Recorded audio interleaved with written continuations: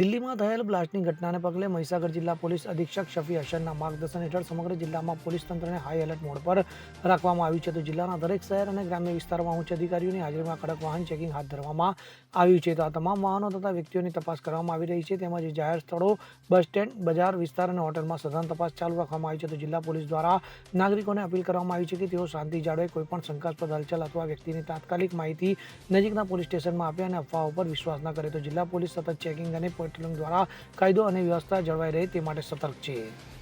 સંદીપ દેવાશ્રય સાથે CN24 news, Mahisagar. હવે જુઓ દેશ દુનિયાની તમામ ખબરો તમારી આંગળીના ટેરવે. ઉઠાવો મોબાઈલ અને Google Play Store પરથી ડાઉનલોડ કરો અમારી CN24 ન્યૂઝ મોબાઈલ એપ.